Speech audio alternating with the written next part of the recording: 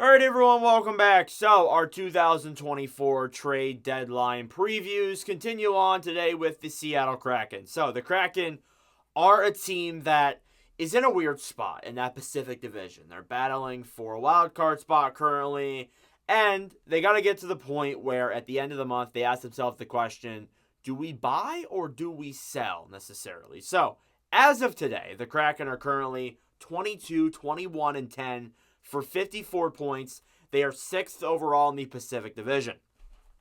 And even though there's time left in the season, their playoff hopes are fading. They are 4 points behind LA for that wild card spot. And Calgary's obviously racing with them too. But obviously, I don't feel like this is a playoff team. They've shown some spurts where they look positive, but I don't think they're a playoff team. They lost a lot of depth, and they just don't look like one this year. And that's unfortunate, but sometimes that's how it goes for Seattle. So if I'm the Kraken, you may want to stand pat. Stand pat isn't a bad idea necessarily if you're Seattle, because honestly, they don't have a whole lot of assets to move as it is.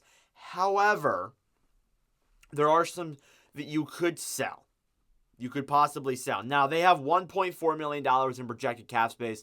So, obviously, they don't have a whole lot of projected cap space. Now, they can make some LTR moves, but I don't think they're going to be buyers. I haven't seen a whole lot of things that I've said, yeah, they will be buyers. I've seen a lot of things that indicate they probably will be more sellers than anything. So, I would expect them to be sellers, but standing pat isn't a bad idea, I guess, if you know that you're going to keep these guys that are in your UFAs and RFAs. So, your UFA list goes as follows. You got Jordan Eberle, Alex Wennberg, Tomas Tatar, Justin Schultz, Pierre-Edouard Bellemare, and Chris Striegler. So, Eberle, the biggest one there on the list. I think that he could get dealt. There's a possibility that a team looks and trying to look for a top 6 forward, and they see Eberle in Seattle and say, hey, he could work out well in the second or third line for our team. So maybe they go out and get him. So Eberle's the biggest guy probably of Seattle that could get traded, but there hasn't been a whole lot of rumor mill to back that up necessarily. It's really not known what Seattle is going to do. And to be honest, I don't think we'll know until March. Right now, it's February 15th at the time recording of this video. We'll release the 16th. But when you look at that, you say, well, do they have... Can they sell or can they push? It really depends on what comes in this month for Seattle for this next 2 weeks. Wennberg, too, not a bad fourth liner. I don't see him getting moved, though. Tatar, they just acquired. They could move him, I guess, but I don't really see that happening. Schultz, I haven't seen a whole lot of traction for him. Same goes with Bellemare, and then Drieger's been in the American Hockey League. If there's a team that is looking for a good second backup goalie option, maybe Drieger's a guy they revert back to. However, Drieger gets paid a lot more money than some of the other goalies on the market, so definitely, I don't think he's certain teams' first choices when you look at goalies from that remark. Your RFA list is, I'd say, more important. You got Kailer Yamamoto, Eli Tolvanen, and Matty Beniers. So obviously Yamamoto was acquired at this year's offseason. Could get moved. I don't see anything happening there, though. That's too huge. Tolvanen was acquired in waivers, I think, last season, not this season.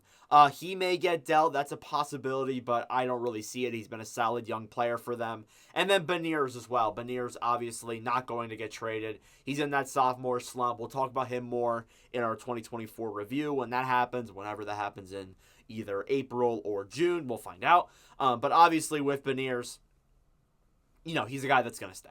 So, what are your needs if you're Seattle? Well, if you want to buy in, you want depth. Seattle had a lot of depth in last season, and that's what helped them beat the Avalanche and take Dallas to Game 7 in last year's playoffs, their depth. And I think if you want to repeat that and you want to make the playoffs, I think you're going to need depth. And they're going to need a really big hot streak, too, in this next couple of weeks to really put themselves into the wild card spot, because LA's not going to willingly give up that wild card spot. And additionally, Calgary is definitely still battling for one as well. So right now it isn't too ideal. But if you're selling, you want as much draft capital as you can possibly get for these guys. You want to stack up that prospect pool because that pool is not very strong. You got Shane Wright, but that's about it. In that pool that is notable. So guys you can move Jordan Eberle, Kaylor Yamamoto, and Chris Drieger are guys that I think could get traded. Tolvanen's a maybe on the list, but I'm not fully in on trading Tolvanen unless you get a good enough offer. But yeah, Seattle overall, they're a team that lacks the star power, and that's not a bad thing necessarily because I watch Seattle games. And I see a team that works really well together. They play really good as a team, and they're fun to watch when they're good. And last year, too, like, they didn't have a whole lot of star players. Like, I guess Beniers, Eberle, those guys were pretty solid.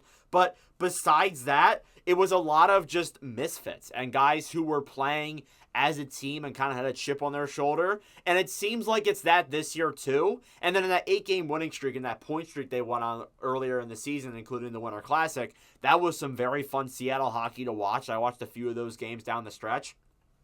But honestly, I think it might be to the point now where they have fallen too far out of the race and they may just sell.